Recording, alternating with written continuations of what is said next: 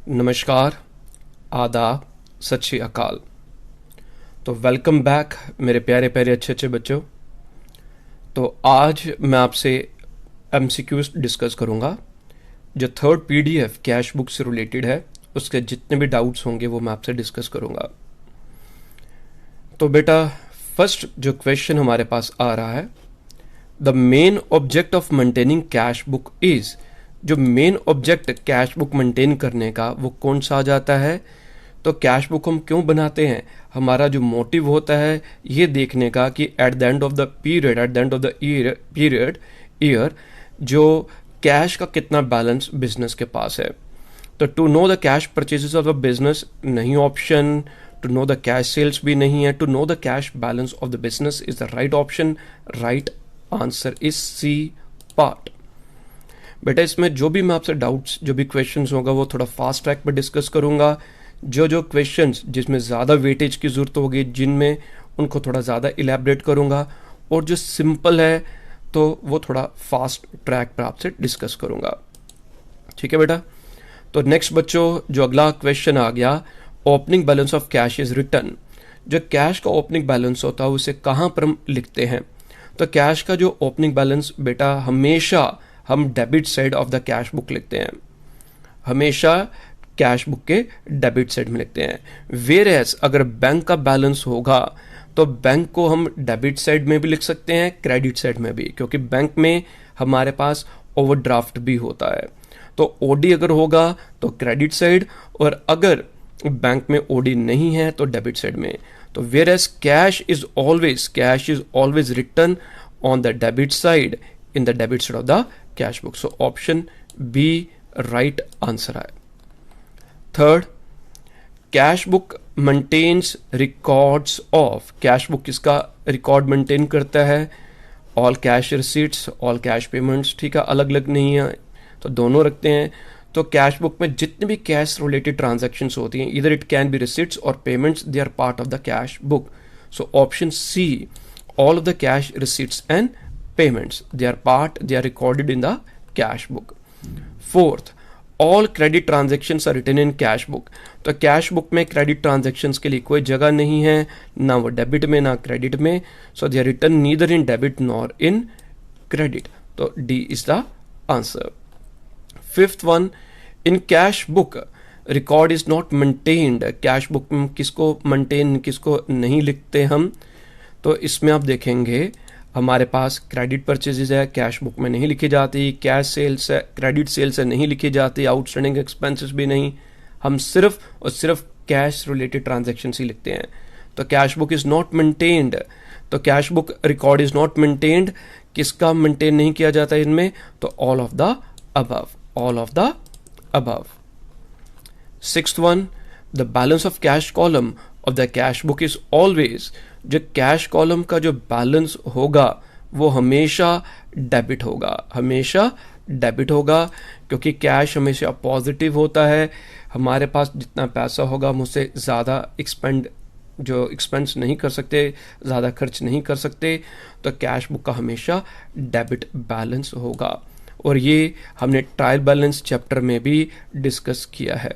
तो cash balance, trial balance में भी मैंने बताया था कि जितने भी एसेट्स होते हैं they are having the debit balance, और cash is an asset, current asset है तो it will be having the debit balance.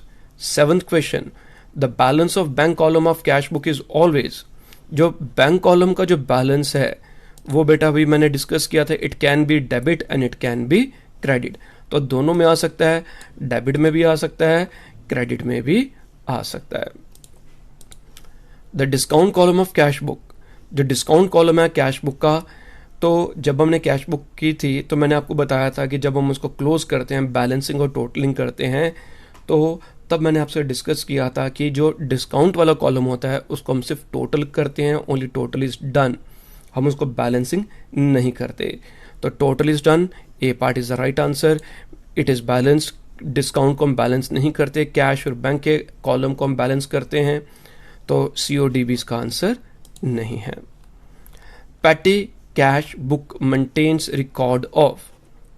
तो पैटी कैश बुक सबसे पहले क्या होता है? मैंने भी आपसे डिस्कस नहीं किया कि पैटी कैश बुक क्या होता है, तो अभी इस लेक्चर में थोड़ा सा आपको ओवरव्यू दे देता हूँ कि पैटी कैश बुक क्या होती है और पैटी एक्सपेंसेस क्या होते हैं। तो जो हमारे स्मॉल माइन्यूट छोटे मोटे एक्सपेंसेस होते हैं बिजनेस में in the normal course of the business, उन्हें हम पैटी एक्सपेंसेस कहते हैं। तो जैसे आ जाएगा स्टेशनरी का कोई खर्चा, फोटोस्टेट का आ गया, चाय का, जो हमने किसी को कुछ कैरेज देनी है, कार्टेज पे करनी है, तो ये सब क्या होते हैं, ये पैटी एक्सपेंसेस, स्मॉल एक्सपेंसेस। और इसको मेंटेन करने के लिए, पैटी कैश बुक को मेंटेन करने के लिए हम कोई जूनियर अकाउंटेंट या फिर हम जो अपने जो हमारे रिसेप्शनिस्ट होंगी, हम उसी को ऑथराइज कर देते हैं। अब एग्जांपल आपसे ले लेते हैं कि अब मैं जैसे आपका लेक्चर ले रहा हूँ, मैं रिकॉर्ड कर रहा हूँ या क्लास में पढ़ा रहा हूँ, मेरे पास रिसेप्शनिस्ट या फिर जो कैशियर जो जूनियर अकाउंटेंट है मेरे पास आती हैं कि सर 50 रुपीज़ दीजिए, हमने फोटोस्टेट करवाने नोट्स बच्चों के लिए। अब मैं क्लास ले रहा हूँ, थोड़ा सा तो झुंझलाहट से हुई, गुस्सा आया कि भाई क्लास ले रहा हूँ, वेट कर लेते। अब उसके बाद जैसे उनको पेमेंट की, क्लास शुरू की, जैसे मोमेंटम बना, फिर से आ गई, सर 200 रुपीज़ और दीजिए, सफाई वाली आई है। फिर उसके बाद अगेन किसी और पेमेंट के लिए, किसी और खर्चे के लिए पैसे लेने के लिए आए। तो मेरे जहन में एक दिमाग में आइडिया है, तो क्यों ना ऐसा करूं मैं कि मेरे को मालूम है कि महीने का मेरा 5 से 6 हज़ार रुपये एक्सपेंडिचर लगता है। तो अगर मैं अपनी जो रिसेप्शनिस्ट का पैटी कैशियर है उसको मैं अगर महीने के स्टार्टिंग में 5000 रुपीज़ दे देता हूँ और उसको ये बोलता हूँ कि जो भी स्मॉल एक्सपेंसेस है माइन्यूट, जिसके लिए कोई डिसीजन लेने की ज़रूरत नहीं है, आप वो सभी खर्चे इनकर करो, उनकी डिटेल नोट डाउन करो, उनके बिल या वाउचर मेंटेन करो, और जिस दिन पैसा ख़त्म हो जाता है आपके पास, आप मेरे को सारी डिटेल बताओ और मेरे से और पैसे ले लीजिए। तो ये जो मैंने पैसा उनको दे दिया, it is called petty cash for incurring small expenses. अगर मैं ऑफिस में नहीं भी हूँ तो मेरी एब्सेंस में भी वो एक्सपेंसेस जो होगा खर्चा कर सकते हैं। और अगर मैं अपने किसी ऑफिशियल कोई बड़ा ज़रूरी काम में मैं बिज़ी हूँ तो मेरे को डिस्टर्ब नहीं किया जाएगा और ये जो छोटे छोटे खर्चे होंगे वो पे कर दिए जाएंगे। तो here petty cash book maintains record of, तो किसका रिकॉर्ड मेंटेन करते हैं, all expenses, all petty expenses, outstanding expenses नहीं लेते हमने, जो कैश में पे किए होते हैं स्मॉल एक्सपेंसेस। तो पैटी एक्सपेंसेस लेने हैं, बट कौन से पैटी एक्सपेंसेस लेने हैं, which are paid in cash. तो small expenses, all petty expenses okay, but वो कौन से होने चाहिए, which are paid in cash. तो जिनको कैश में पे नहीं किया, उधार पर हैं, जो इसमें इंक्लूड होंगे, तो वो पैटी कैश बुक में मेंटेन नहीं होते। The balance of patty cash book is, patty cash book is just like cash book, cash book की तरह ही है। जैसे कैश का जो बैलेंस होता है क्लोजिंग, वो एसेट होता है, इसी वे से पैटी कैश का भी जो बैलेंस होगा उसे हम एसेट कहते हैं, वो एसेट होता है, इट इज अ प्रॉपर्टी, वो हमारी प्रॉपर्टी है। Petty cash book is maintained, patty cash book कब मेंटेन की जाती है, कैसे मेंटेन की जाती है, किसके द्वारा मेंटेन की जाती है, by petty shopkeepers, by petty cashier in a big business house, by head cashier in a big business house, by the manager of the business. तो petty cash book is maintained by the petty cashier. तो head cashier तो और बड़े important कामों में busy होगा, तो वो कहेगा कि भैया मेरे पास इन छोटे छोटी चीज़ों के लिए, फालतू चीज़ों के लिए टाइम नहीं है, आप ये पैसा रख लीजिए। पैटी कैशियर या जूनियर कैशियर, तो आप ये पैसा रख लीजिए, जितने भी खर्च होंगे आप मेट करते चलिएगा। तो क्या आ जाएगा, it is maintained by the, जैसे भी डिस्कस किया B part, petty cashier in a big business house. 12th question, the transaction in the bank column on credit side of the columnar cash book indicates, जो transaction bank column on the credit side, तो credit side में क्या लेते हैं हम, expenses, payments जितने भी होंगे जिनसे कैश का या बैंक का या मनी का आउटफ्लो होगा, वो हम क्रेडिट साइड में लिखते हैं, और अगर इनफ्लो होगा, अगर आएगा, इनकमिंग होगा, इनफ्लो होगा, तो डेबिट में लिखते हैं। तो यहां पर क्या लिखा है कि credit side of the cash book, जो बैंक कॉलम का जो क्रेडिट साइड है उसमें क्या लिखा जाएगा, तो amount withdrawn from the bank, जो बैंक से हमने अमाउंट विड्रॉ की उससे बैंक का बैलेंस कम हो गया, आउटफ्लो हो गया बैंक से, तो वो क्रेडिट साइड में आना चाहिए।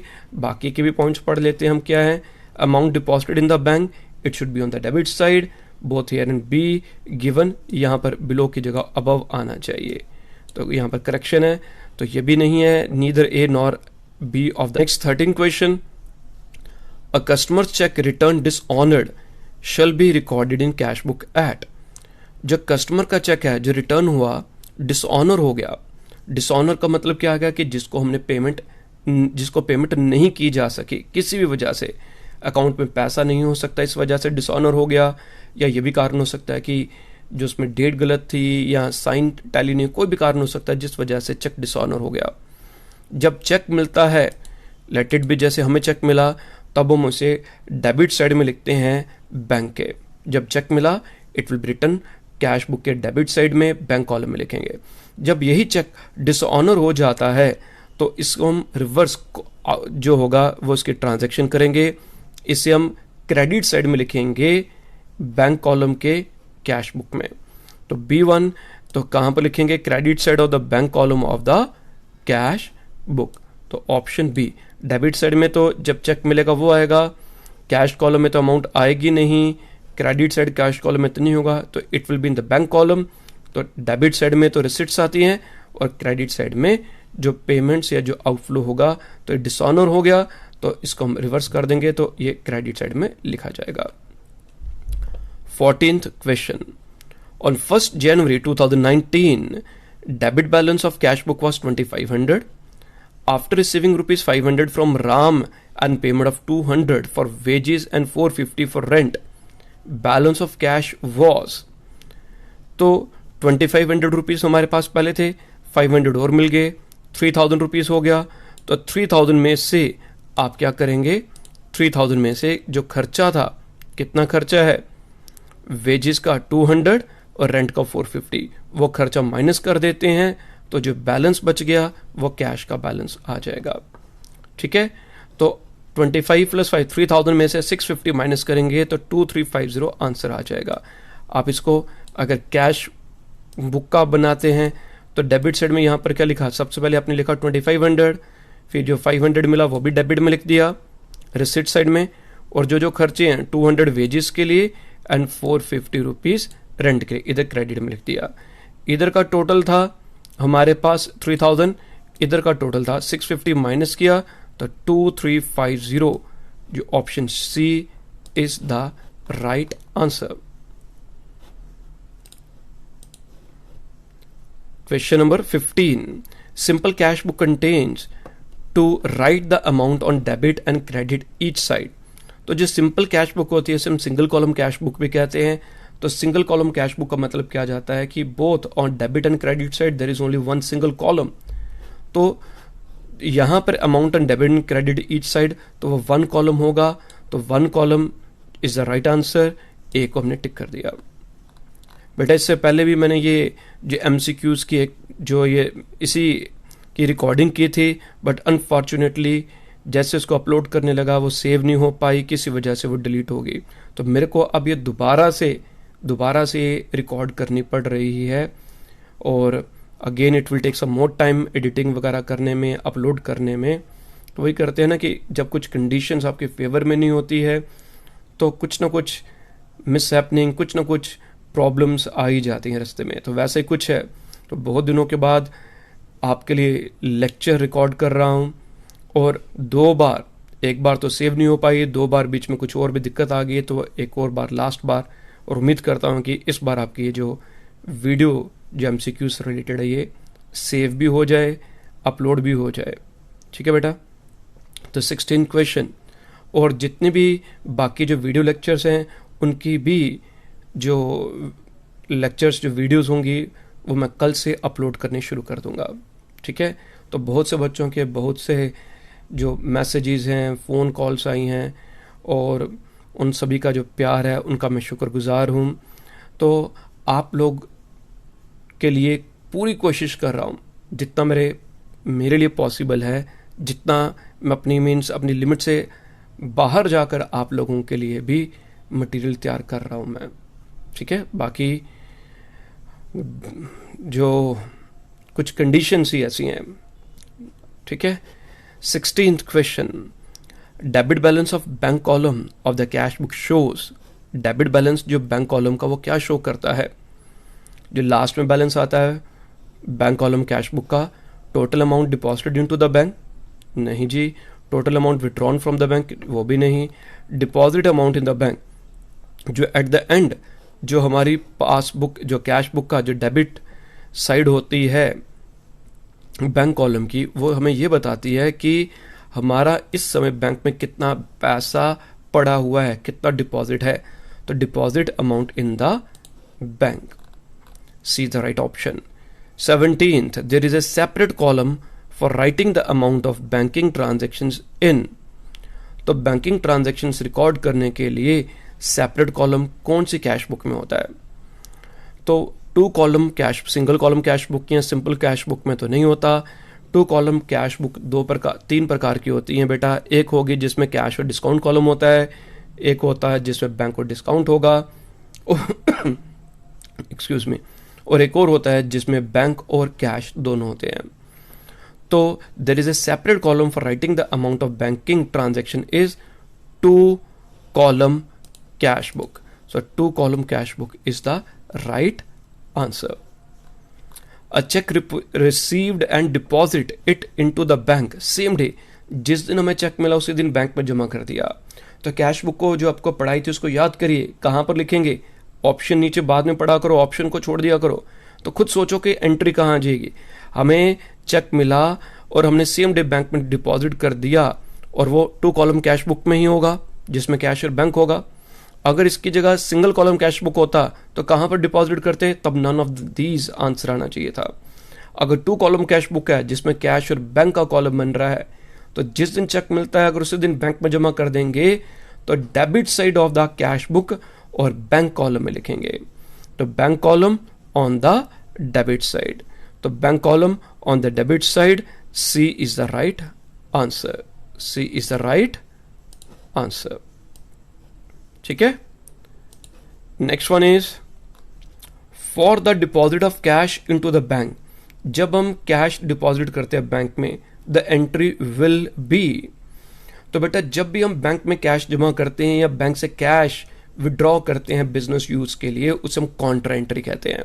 जब भी बैंक में पैसा जमा किया जाता है या फिर बैंक से पैसा विड्रॉ किया जाता है ऑफिस यूज के लिए, बिजनेस के यूज के लिए, उसे हम कॉन्ट्रा एंट्री कहते हैं। तो कॉन्ट्रा एंट्री का मतलब क्या हो जाता है? Opposite side.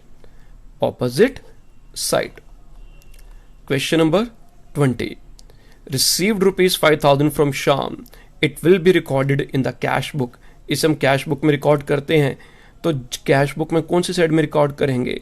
जब भी हमें पैसा मिलता है, जितनी भी रिसीट्स होती हैं वो कैश बुक के डेबिट साइड में लेते हैं। कहां पर लेते हैं? कैश बुक के डेबिट साइड में लेते हैं। तो डेबिट साइड में ले लेंगे। Next one is paid ₹3,000 to Mohan. हमने मोहन को कितना पैसा पे किया? 3,000 पे किया। It will B recorded in the cash book. तो कैश बुक में रिकॉर्ड करेंगे। पैसा पे किया, आउटफ्लो हुआ, पेमेंट्स हैं, जितनी भी पेमेंट्स होती है बेटा वो क्रेडिट साइड में आती हैं। तो option A is the right answer. 22nd question, trade discount allowed to Ram 100 will be debited to. तो बेटा जो बेसिक टर्म, जो स्टार्टिंग के लेक्चर्स कई बार मैंने डिस्कस किया, ट्रेड डिस्काउंट होता क्या है और उसकी क्या ट्रीटमेंट होती है। ट्रेड डिस्काउंट जो होता है बेटा, it is not shown in the books. उसे हम बुक्स में कहीं पर भी शो नहीं करते। तो it is not shown in the books. तो where it will be debited? None of the above. ना तो डिस्काउंट में आएगा, ना राम्स अकाउंट में, ना सेल्स में। तो it will be in none of the above। 23rd question, petty cash book is kept to record. तो पैटी कैश बुक किसके लिए बनाई जाती है? क्या रिकॉर्ड करने के लिए? एसेट्स भी नहीं, लायबिलिटीज भी नहीं, day to day small expenses. Small expenses या पेट एक्सपेंसेस को रिकॉर्ड करने के लिए cash book, petty cash book maintain की जाती है, रिकॉर्ड को प्रिपेयर किया जाता है। तो day to day small expenses, right answer. The characteristics of cash book are. Cash book के क्या कैरेक्टरिस्टिक्स हैं? Recording of cash transactions, yes. Part of ledger, हम कैश बुक को जनरलाइज्ड लेजर भी कहते हैं। डेबिट एंड क्रेडिट साइड भी होती है कैश बुक में। तो option all of the above, क्योंकि तीनों के तीनों इसमें फुलफिल कर रहे हैं। तो all of the above. Next is similarities of cash book and ledger are. Cash book और लेजर की क्या क्या सिमिलैरिटीज हैं? Perform of both is a source, yes, ये भी ठीक है। Word to and by is used in both, दोनों में लिखा जाता है। Both are balanced in the same way. तो तीनों ऑप्शन सही है। तो answer D, all of the above. 26 question, the types of two column of cash book are, ये मैंने अभी आपसे डिस्कस किया था। तो टू कॉलम कैश बुक की क्या क्या टाइप्स हैं? कैश एंड डिस्काउंट कॉलम बनता है, bank and discount, cash and bank column, तो तीनों हैं, तो all of the above. Cash discount allowed to रेन 50, it will be debited to. तो कैश डिस्काउंट जो अलो किया रेन को, तो रेन को जब हमने कैश डिस्काउंट अलो किया तो हमारी जनरल एंट्री के हमने पे किया होगा ना, पेमेंट रेन को हमने पैसा पे किया होगा, तो हमारी जनरल एंट्री बेटा क्या बनी होगी? इसमें हमने कैश को डेबिट किया होगा, डिस्काउंट को डेबिट किया होगा और रेन को हमने क्रेडिट किया होगा। टू लिख देते हैं, टू रेन। तो इसमें आप देखो डेबिट किसको किया था? अगर कैश डिस्काउंट अलाउ होता है तो इट विल बी, तो डिस्काउंट को डेबिट किया जा रहा है ना। इधर आप देखो किसको डेबिट किया हमने, तो डिस्काउंट को, it will be debited to. तो डिस्काउंट किस में डेबिट होगा? वो डिस्काउंट अकाउंट जब हम बनाएंगे तो डिस्काउंट अकाउंट के डेबिट में ही लिखा जाएगा ना। कहां पर लिखा जाएगा बेटा? ये डिस्काउंट अकाउंट के डेबिट में, तो it will be debited to. वो डिस्काउंट की अमाउंट जो होगी वो डिस्काउंट अकाउंट में लिखी जाएगी, तो ऑप्शन बी। तो कहां पर डेबिट होगा? एक बार दोबारा डिस्कस कर रहा हूं, it will be debited to. कहां पर डेबिट होगा डिस्काउंट? जब हम डिस्काउंट अकाउंट बनाएंगे, लेजर अकाउंट बनाएंगे, ठीक है बेटा, ये लेजर अकाउंट बन गया, तो यहां पर डिस्काउंट अकाउंट ये आ गया हमारा, ठीक है, ये डिस्काउंट अकाउंट आ गया हमारे पास। तो जिसको डेबिट किया होता है तो उसके डेबिट में हम एंट्री लिखते हैं। तो किसको, it will be debited to, किस अकाउंट में डेबिट करेंगे? डिस्काउंट के अकाउंट में। Cash discount received, it will be credited to. हमें कैश डिस्काउंट मिला, किससे मिला होगा? क्रेडिटर को पेमेंट की होगी, उसी से मिला होगा। तो हमने जब पेमेंट की क्रेडिटर को, तो उसकी बेटा जनरल एंट्री क्या बनेगी?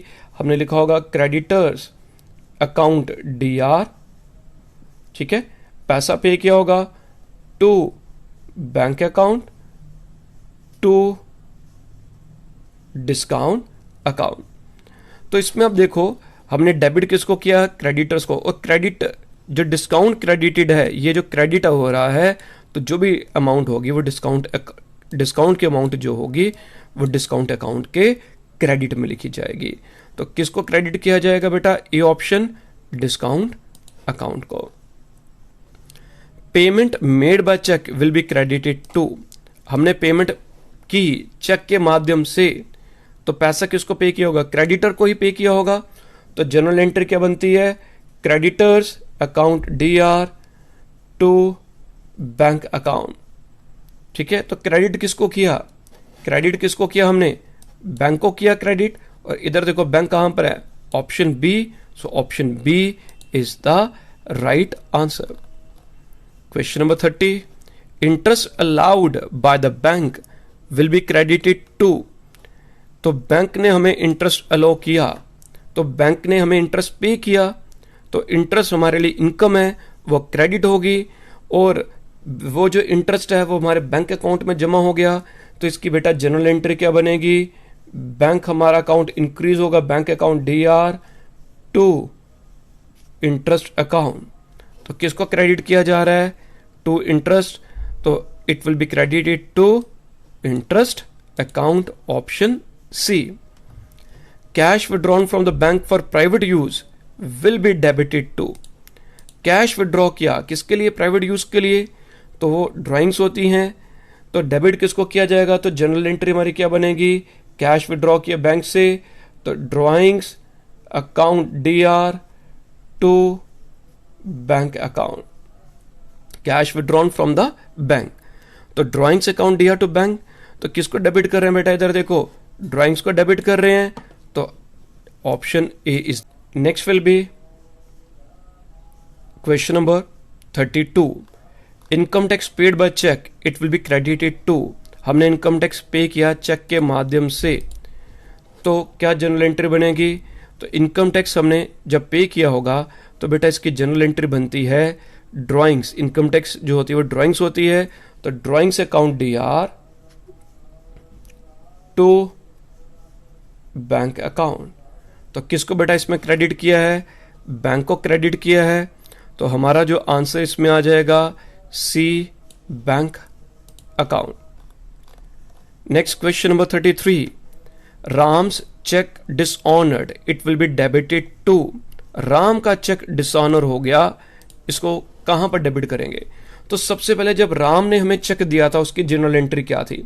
जब राम ने हमें चेक दिया था तो बेटा उसकी जनरल एंट्री थी, हमें पैसा मिला तो हमने लिखा था bank account DR to Ram, to Ram. जब ये चेक डिसऑनर हो जाएगा, जब ये चेक डिसऑनर हो जाएगा तब ये जो जनरल एंट्री ने पास ऑन की थी ये रिवर्स हो जाएगी। इसको रिवर्स कर देंगे तब हमारी एंट्री क्या बन जाएगी? Ram DR to bank, Ram DR to bank. तो हमने बेटा डेबिट किसको किया?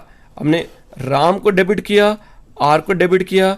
ऑप्शन सी राइट है, तो राम को आर को हम डेबिट कर देंगे। 34th question, name the column of the cash book which is टोटल्ड but not balanced. बताओ कौन सा कॉलम है जिसको हम सिर्फ टोटल करते हैं मगर बैलेंस नहीं करते? It is nothing else but discount. ये ऊपर में भी डिस्कस किया था, तो वो डिस्काउंट का कॉलम होता है। Cash book is a, cash book क्या है बेटा? जर्नल है, लेजर है, जर्नलाइज लेजर है। तो cash book is both journal and ledger, दोनों चीजें आ जाती हैं, तो it is generalised ledger, it is generalised ledger. C is the right answer. 36th question, the advantages of cash book are. क्या क्या एडवांटेजेस हैं कैश बुक के बेटा? There is no need to open the cash account separately. जब भी हम cash book बनाते हैं कैश अकाउंट सेपरेटली नहीं बनाना होता। रिकॉर्ड ऑफ बैंक ट्रांजैक्शंस होती हैं कैश बुक में। To calculate the cash balance निकालने के लिए। तो क्या क्या एडवांटेजेस हैं? All of the above. 37th question, इसमें क्या दिया गया है? The balance of bank OD is, bank OD का कौन सा बैलेंस होता है? ये पहले बताया था, इट इज ऑलवेज, अगर बैंक ओडी है तो it is always credit balance. When a firm maintains a cash book it need not maintain. जब भी कोई फर्म कैश बुक मेंटेन करती है तो उसे कैश अकाउंट बनाने की लेजर में जरूरत नहीं होती। Option D, D is right answer. Double column cash book records, double column cash book क्या रिकॉर्ड करती है? Only cash transaction. अरे सिंगल कॉलम कैश बुक होगी वो भी करेगी, ट्रिपल कॉलम होगी वो भी करेगी, ऑल ट्रांजैक्शंस ये भी नहीं है। Cash purchase and cash sales transactions वो तो सभी में आती है। तो डबल कॉलम कैश बुक जैसे इस क्वेश्चन के अकॉर्डिंगली तो कैश एंड बैंक ट्रांजैक्शंस। तो जब मैंने आपको पहले समझाया था तो डबल कॉलम कैश बुक में कैश और डिस्काउंट भी हो सकता है, बैंक और डिस्काउंट भी हो सकता है, और कैश एंड बैंक ट्रांजैक्शंस भी हो सकता है। तो ये फुलफिल कर रही है कंडीशन, तो ये हमारा राइट आंसर है। Dash is a Contra entry, इनमें से कौन सी कॉन्ट्रा एंट्री है? तो सेलिंग गुड्स फॉर कैश नहीं। कॉन्ट्रा एंट्री में बेटा क्या आता है कि जब हमने बैंक्स में पैसा जमा किया या बैंक से पैसा विड्रॉ किया बिजनेस के लिए, तो depositing cheque into bank which was received the previous day and which was received the same day. तो जो जिस दिन हमें चेक मिला अगर उसी दिन बैंक में जमा कर देते हैं तो वो कॉन्ट्रा एंट्री नहीं आती, it is not Contra entry. तो वेयर एज अगर हमें, ये इंपॉर्टेंट एमसीक्यू है क्योंकि ये पुरानी अप्रोच से रिलेटेड ही एमसीक्यू है।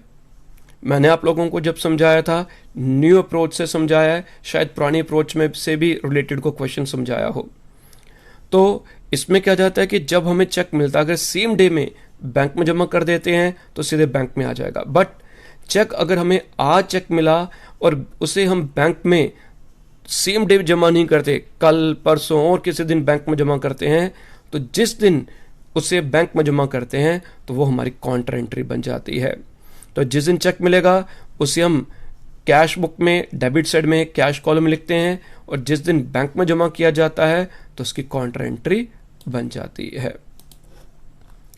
41 all credit transactions are recorded in the cash book. तो जितने भी क्रेडिट ट्रांजैक्शंस हैं उनको कैश बुक में कहां पर, तो जितने क्रेडिट होंगे they are neither return on the debit side nor in the credit side. Next one is 42nd, dash may have, it is not many, it is dash may have contra entry. तो कहाँ Contra entry किस में आ सकती है? जहां पर हमारा bank column बनता है, तो cash and bank column cash book में ही कॉन्ट्रा एंट्री आ सकती है. तो हियर एक तो यहां पर ये मे होना चाहिए, मैनी नहीं. तो करेक्शन कर लेंगे बेटा आप लोग. अभी कोशिश पूरी की होती है कि कहीं कोई एरर ना रह जाए, बट स्टिल कई बार वो ओवरलुक हो जाता है. 43 question number, cash book does not record. Cash book क्या रिकॉर्ड नहीं करती? तो cash book credit purchases, credit sales, outstanding, ये पहले भी हमने क्वेश्चन किया, रिपीट हो गया, all of the above transactions. Bank column of the cash book has balance. तो बैंक कॉलम का कौन सा बैलेंस होगा? तो बैंक कॉलम का डेबिट बैलेंस भी हो सकता है, क्रेडिट भी हो सकता है. तो either debit or credit, option D. ठीक है जी. Next one is 45th question, जो आज लास्ट हम पढ़ेंगे इस वीडियो में. Double column cash book records, क्या रिकॉर्ड करती है? Only cash transactions, all transactions. तो ओनली कैश ट्रांजैक्शंस, ठीक है, कैश ट्रांजैक्शंस ही आती हैं कैश बुक में. ऑल ट्रांजैक्शंस में तो क्रेडिट आ गई, क्रेडिट नहीं लेते. Cash purchase in cash sales transactions, तो कैश से रिलेटेड आ जाती हैं, या कैश एंड बैंक ट्रांजैक्शंस. तो इन सब से रिलेटेड ओनली, अच्छा मैंने एक ध्यान नहीं दिया, ये double column cash double column है, तो डबल कॉलम में कैश और बैंक भी हो सकता है, कैश एंड डिस्काउंट भी हो सकता है, बैंक एंड डिस्काउंट भी हो सकता है. तो उन सबको ध्यान में रखते हुए तो जो राइट आंसर, राइट ऑप्शन जिस पे बन रही है, it is cash and bank transactions, option D. ठीक है बच्चों. तो इस वीडियो में अभी मैंने 45 जो MCQs आपके साथ डिस्कस किए हैं, थोड़ा फास्ट ट्रैक पर डिस्कस करने की कोशिश की है कि सबका टाइम सेव हो जाए. तो एक और जो इन्फॉर्मेशन आपसे मैं शेयर करना चाहता हूं कि मैं बहुत जल्द जूम पर क्लासेस स्टार्ट करने जा रहा हूं. जितने भी डाउट क्लियरिंग सेशंस होंगे, जितने भी डाउट्स क्लियरिंग, और ये डाउट्स ही होंगे जो एक अहम रोल प्ले करेंगे आपकी सिलेक्शन में. मोर देन 1,90,000 एस्पिरेंट्स हैं और पोस्ट सिर्फ 2,000 है. 2,000 से भी शायद थोड़ी सी कम है. कोई किसी कैंडिडेट का फोन आया था बच्चे का, तो वो कह रहे थे कि सर कम है, कुछ रीजन कुछ बता रहे थे. तो अगर 2,000 भी है तो कंपटीशन बहुत टफ है, बहुत ज़्यादा स्टिफ है. और अकाउंट्स जो सेक्शन है, ये वो सेक्शन है जो आपकी सिलेक्शन को सुनिश्चित करेगा कि अगर आपके अकाउंट्स में if you get more than 25, if you are getting 25 plus, मैं 28, 29 या 30 की रेंज में बोलूंगा, क्योंकि एक एक नंबर लास्ट में मैटर करेगा. If someone is able to get this much score, तो उसके चांसेस, उसकी सिलेक्शन के चांसेस बाकियों से ब्राइटन हो जाएंगे. क्योंकि बाकी के जितना भी जो भी इसका जो सिलेबस में सब्जेक्ट्स हैं, उन सबको आप कोई बेसिक्स मीन्स उनको समझने वाला नहीं, उसको क्रैम है. जितनी आपकी रेटाफिकेशन होगी, जितना याद कर लोगे, जनरल अवेयरनेस है, ये जनरल साइंस आ जाएगी, इकोनॉमिक्स वाला पार्ट है जो आपको पढ़ना है, स्टैट्स वाला थोड़ा सा पार्ट आ जाएगा, और उनकी वेटेज कम है. तो सबसे ज़्यादा वेटेज अकाउंट्स की है. मेरे को डेली अप्रॉक्सीमेटली 100 व्हाट्सएप पर मैसेजेस आते हैं डाउट से रिलेटेड. कई कॉल्स आती हैं. पिछले दिनों में ना तो किसी का कोई रिप्लाई कर पाया, ना कोई कॉल उठा पाया. और बेटा मेरे लिए इतना पॉसिबिलिटी नहीं कि हर एक बच्चे को इंडिविजुअली उनके डाउट्स को जो फ़ोन कॉल पर हर एक की मैं बात सुन पाऊँ या उनको क्लेरिफाई कर पाऊँ. और ना ही पॉसिबिलिटी हो पाती है कि आपने YouTube पर मेरे से क्वेश्चन पूछा, मैं इतना ज़्यादा डिटेल में टाइप करूं. बोलना इजी है, बट इतना ज़्यादा टाइप करना, उसके बाद आपके अगेन क्रॉस क्वेश्चनिंग होगी. जैसे आप ऑफलाइन क्लासेस होती हैं, तो क्लास में ऑफलाइन मीन्स उसमें क्या होता है, क्रॉस क्वेश्चनिंग होती है, तभी समझ आता है, तभी डाउट्स क्लियर होते हैं. तो बिना क्रॉस क्वेश्चनिंग के डाउट्स क्लियर नहीं हो सकते, कोई चांस नहीं है. तो जूम के लिए जो मैं क्लासेस स्टार्ट कर रहा हूँ, लिमिटेड सीट्स होंगी, and I have fixed a very very nominal fees structure. Fees तो वर्ड भी नहीं मेरे को बोलना चाहिए वैसे, कि it will B only ₹500 for complete accounts. अगर यही ऑफलाइन पर मैं ग्रुप स्टार्ट करता हूं, अगर कोविड का गवर्नमेंट अलो कर देती है, तो एटलीस्ट जो इसी को पढ़ाने के मेरे चार्जेस जो होंगे, it will B approximately 7,000 approximately. जो फास्ट ट्रैक पर जो क्रैश कोर्स होगा उससे कम नहीं होगा।